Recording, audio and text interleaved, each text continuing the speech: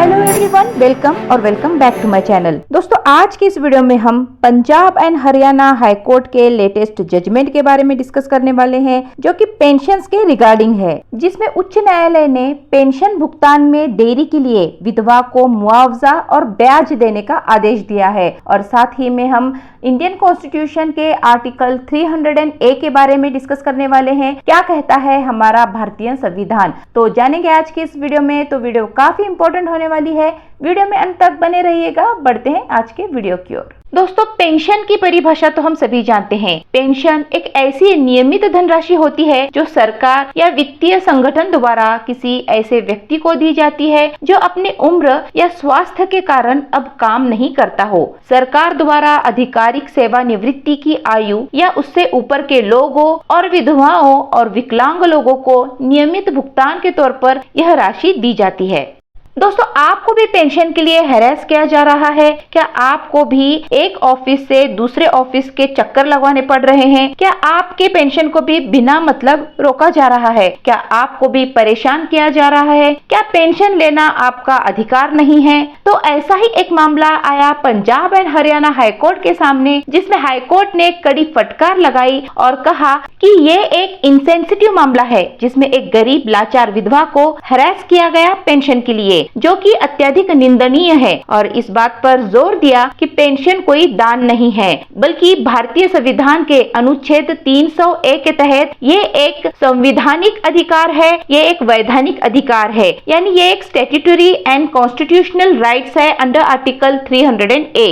Article 300A of the Indian constitution ये कहता है कि किसी भी व्यक्ति को उसकी संपत्ति से वंचित नहीं किया जा सकता। ये उस व्यक्ति का संवैधानिक अधिकार है। केस का नाम है सुजाता मेहता वर्सेस दक्षिण हरियाणा बिजली वितरण निगम एंड अदर्स। इस केस में होता यह है कि वाइफ द्वारा पति के डेथ के बाद पेंशन प्राप्त करने के लिए एक एप्लीकेशन दाखिल कर दी जाती है, जहां पे उनके पति काम करते थे Haryana state electricity board HSEB में as a reader cum circle superintendent के तौर पे। हस्बैंड रिटायर्ड हुए 30/6/1999 में और उनकी डेथ हुई 19 मई 2008 में। इसके बाद पत्नी 2010 में DHBV यानी दक्षिण हरियाणा बिजली वितरण निगम के पास पेंशन के लिए एप्लीकेशन फाइल कर देती है, लेकिन उनको ये इंटीमेशन दी जाती है कि आपके हस्बैंड जिस डिपार्टमेंट में काम करते थे वहाँ पे अब वो अलग अलग हिस्सों में बढ़ चुका है, तो हमारे डिपार्टमेंट में अब पेंशन के रिलेटेड कोई काम नहीं होता है, इसलिए आपको पेंशन के रिगार्डिंग जो एप्रोप्रिएट पेंशन अथॉरिटीज हैं उनके पास जाके पेंशन एप्लीकेशन फाइल करनी होगी। तो इस तरह से एक विधवा महिला को एक ऑफिस से दूसरे ऑफिस के चक्कर काटने पड़ते हैं और 12 साल गुजरने के बाद भी उन्हें कोई पेंशन नहीं मिलती थी।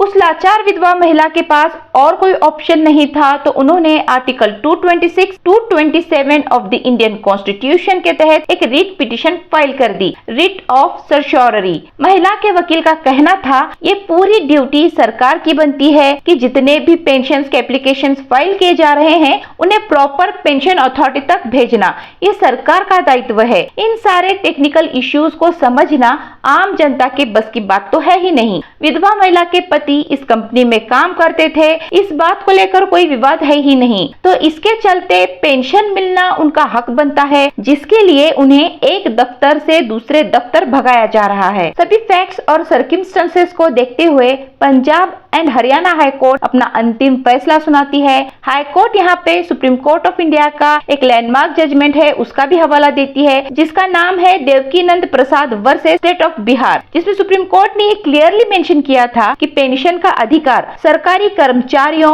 और उनके परिवारों में निहित एक मूल्यवान अधिकार है। हाई कोर्ट ने इस बात की पुष्टि करते हुए कहा कि पारिवारिक पेंशन विवेक का मामला नहीं है, बल्कि एक कानूनी अधिकार है। हाई कोर्ट के जस्टिस जसगुरप्रीत सिंह पुरी ने अपना फैसला सुनाते हुए अधिकारियों के आचरण पर कड़ी असहमति जता दी। कोर्ट ने कहा इलेक्ट्रिसिटी बोर्ड को इस तरह से विधवा लाचार महिला पर बोझ नहीं डालना चाहिए था। कोर्ट ने अधिकारियों के बिहेवियर को इनसेंसिटिव एंड हाईली डिप्रिसिएटेड करार दिया। हाईकोर्ट ने सुजाता मेहता को रिलीफ ग्रांट करते हुए ये आदेश पारित किया, जिसमें पहला रिलीफ था इंटरेस्ट ऑन डिलेड पेंशन, यानी विलंबित पेंशन पर ब्याज लगाया, जिसमें न्यायालय ने पति के मृत्यु के टाइम से 2008 से 2020 तक के फैमिली पेंशन पे 6% यानी 6% इंटरेस्ट का आदेश दिया, और अगर 3 महीने के अंदर इस राशि का भुगतान नहीं किया गया तो ये ब्याज बढ़ाकर 9% यानी 9% हो जाएगा।